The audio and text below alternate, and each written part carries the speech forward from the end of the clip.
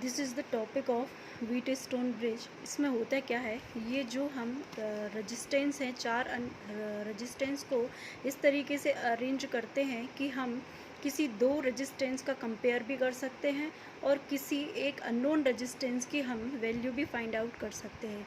ये जो चारों रेजिस्टेंस होते हैं बैलेंस कंडीशन में होंगे। कब होंगे बैलेंस कंडीशन में?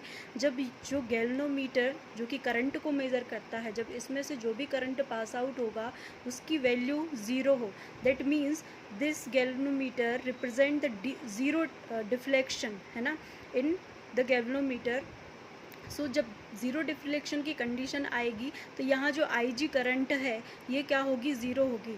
अब यहाँ देखते हैं, जब भी हम बैटरी को ऑन करेंगे तो करंट का फ्लो होगा। करंट का फ्लो होगा तो करंट इस पर्टिकुलर पॉइंट A से दो पार्ट्स में डिस्ट्रीब्यूट होगी। ये I था करंट, यहाँ P रेजिस्टेंस के पास I1 करंट जाएगा और यहाँ I माइनस I1 हो जाएगा। टोटल करंट में से I1 करंट को माइनस करेंगे तो वो करंट R में फ्लो होगा। अब इस जब B पॉइंट पे आएगा तो यहाँ एक पर्टिकुलर B पॉइंट से भी करंट का डिस्ट्रीब्यूशन होगा दो पार्ट्स में। तो यहाँ जो I1 करंट आ रहा था ये करंट जाएगा यहाँ I1 माइनस IG, एंड यहाँ पे जो गैल्वेनोमीटर में करंट मेज़र होगा दैट इज़ IG। और ये जो करंट है R यहाँ जाएगा S में, S रेजिस्टेंस में, और फिर यहाँ से फ्लो होगा वापस। तो इस तरीके से जो करंट का क्या होता है डायरेक्शन फ्लो होने का ये है।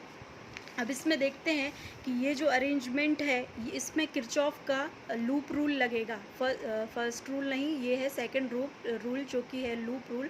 तो इसमें क्या होता है, किरचॉफ ने बताया था जब भी करंट किसी सर्किट में, बंद सर्किट में फ्लो होता है तो जो करंट है और अननोन रेजिस्टेंस उनका जो मल्टीपल है, अगर हम करंट को डायरेक्शन में ही मेज़र कर रहे हैं, जिस डायरेक्शन में करंट फ्लो हो रही है, तो हम नेगेटिव लेंगे करंट, है ना। करंट और रेजिस्टेंस का जो मल्टीपल लेंगे V is equals to I R जो होता है, तो R यहाँ पे R की जगह क्या लगा हुआ है, P, जो कि क्या है अननोन, जो कि क्या है एक रेजिस्टेंस है।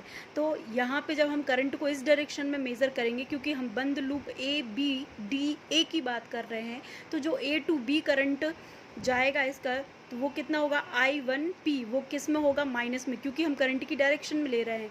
अब अगर हम यहाँ देखें, इस डायरेक्शन में देखें, तो जो IG करंट होगा IG इंटू G, वो भी क्या होगा, माइनस में होगा। अब बंद लूप की हमने बात की है तो हमें वापस A पॉइंट पे ही आना पड़ेगा। अब वापस जब हम A पॉइंट पे आएंगे तो जो R है हमारा I minus I1, sorry I minus I1 को हम किस में लेंगे, नेगेटिव में, क्योंकि डायरेक्शन कैसी है, करंट की फ्लो की इस डायरेक्शन में, और हम जा रहे हैं कैसा, क्लॉकवाइज अपोजिट डायरेक्शन में, तो उसको क्या लेंगे हम, माइनस में, जैसे हमने यहाँ किया हुआ है, आप लोगों को साफ साफ दिख रहा होगा। I1P minus IGG plus I minus I1 R is equals to zero. ये हमने ऐसा ही किरचॉफ का सेकेंड रूल लगाया है, जो कि क्या है, एक क्लोज्ड लूप के लिए लगता है। ऐसे ही हमने अभी जब ABDA लिया था, अब ACDB लेंगे तो उसमें भी हम सेम यही रूल फॉलो करेंगे।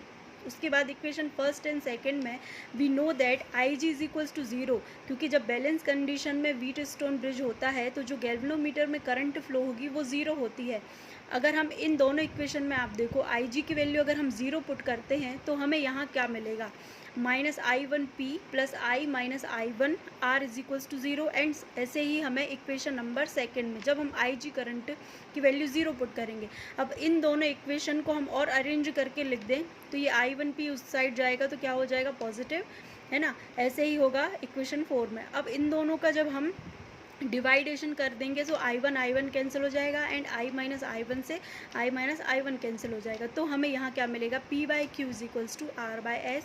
सो this is the condition of Wheatstone bridge to be balanced if three resistance are known, so we can find the other fourth resistance, है ना।